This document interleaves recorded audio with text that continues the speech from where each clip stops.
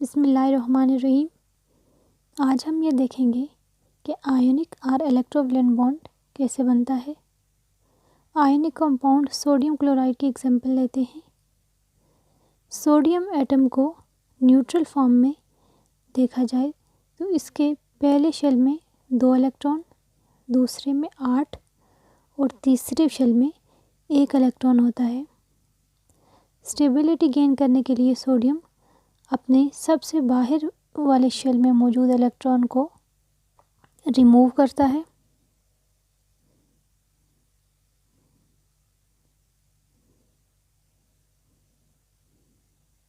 Electron को remove करने के बाद पॉजिटिव आयन Na पॉजिटिव बनाता है, जिसको कैटायन कहते हैं।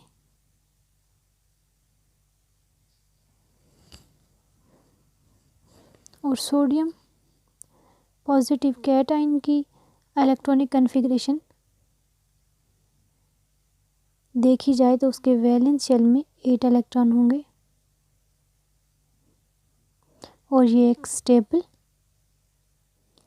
नोबल गैस की इलेक्ट्रॉनिक कॉन्फ़िगरेशन हासिल कर लेता है। सोडियम एटम का साइज़ कैटायन के साइज़ से बड़ा होगा, क्योंकि जब एक शेल रिमूव होता है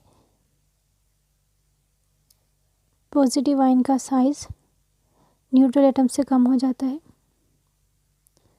अब हम क्लोरीन एटम की न्यूट्रल फॉर्म में इलेक्ट्रॉनिक कॉन्फ़िगरेशन देखें तो उसके फर्स्ट शेल में 2 इलेक्ट्रॉन, सेकंड शेल में 8 इलेक्ट्रॉन, इन थर्ड शेल में 7 इलेक्ट्रॉन होते हैं। स्टेबिलिटी गेन करने के लिए क्लोरीन 1 इलेक्ट्रॉन को गेन करता है। इलेक्ट्रॉन गेन करने के बाद chlorine chloride ion negative ion बनाता है, जिसको एनाइन भी कहते हैं।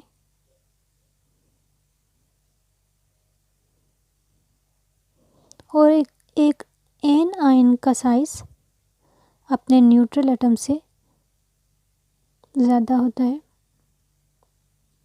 क्योंकि एक मज़ीद इलेक्ट्रॉन उसके शेल में शामिल हो जाएगा और रिपल्शन की वजह से उसका साइज़ बढ़ जाएगा। और क्लोराइड आयन के वैलेंस शेल में 8 इलेक्ट्रॉन आ जाएंगे और ये नियरेस्ट नोबल गैस की इलेक्ट्रॉनिक कॉन्फ़िगरेशन हासिल कर लेगा।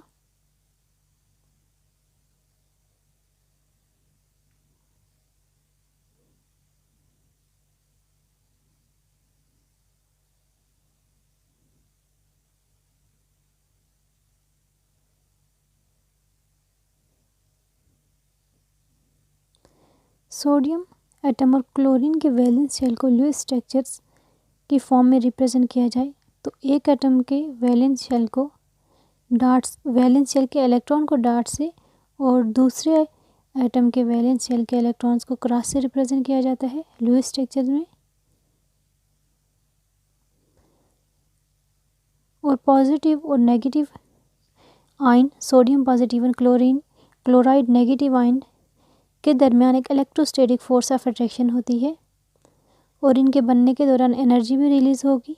आयनिक और इलेक्ट्रोवैलेंट बॉन्ड को इस तरह से डिफाइन किया जा सकता है: the bond form by complete transfer of electron from electropositive atom to more electronegative atom is called ionic और इलेक्ट्रोवैलेंट बॉन्ड। कुछ कंडीशंस होती हैं आयनिक और इलेक्ट्रोवैलेंट बॉन्ड की फॉर्मेशन के लिए। फर्स्ट तो ये कि जो एटम इलेक्ट्रॉन को लूज़ करेगा उसकी आयनाइजेशन एनर्जी लो होनी चाहिए और सेकेंड एटम की इलेक्ट्रॉन एफिनिटी हाई होनी चाहिए जो इलेक्ट्रॉन को गेन करेगा।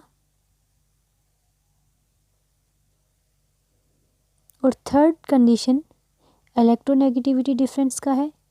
इलेक्ट्रोनेगेटिविटी डिफरेंस 1.7 के इक्वल या मोर देन 1.7 होनी चाहिए, तब ही दो एटम्स के दरमियान आयनिक और इलेक्ट्रोवैलेंट बॉन्ड फॉर्म करेगा। दूसरी एग्जांपल देख लेते हैं। Formation of MgCl2 magnesium chloride. Magnesium atom की न्यूट्रल फॉर्म में इलेक्ट्रॉनिक कन्फिग्रेशन देखी जाए तो इसके पहले शेल में 2, दूसरे में 8 और तीसरे में 2 इलेक्ट्रॉन्स होते हैं। स्टेबिलिटी गेन करने के लिए मैग्नीशियम अपने वैलेंस शेल में से 2 इलेक्ट्रॉन को रिमूव करता है और इन 2 इलेक्ट्रॉन्स को क्लोरीन के 2 एटम गेन करेंगे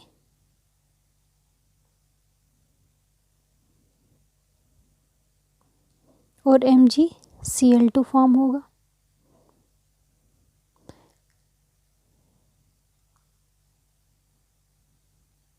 ओवरऑल इस रिएक्शन को लिखा जा सकता है Mg2 positive plus 2Cl negative और MgCl2 फॉर्म होगा। अगर लुईस स्ट्रक्चर की फॉर्म में लिखा जाए तो मैग्नीशियम के वैलेंस इलेक्ट्रॉन्स को क्रॉस से और क्लोरीन के वैलेंस इलेक्ट्रॉन्स को डॉट से रिप्रेजेंट किया जाएगा।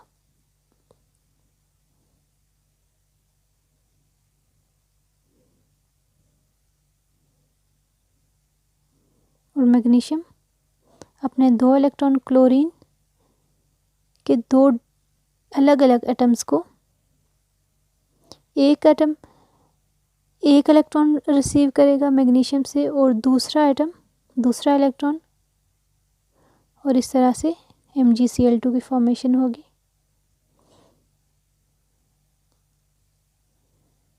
इस प्रोसेस के दौरान भी एनर्जी रिलीज होती है।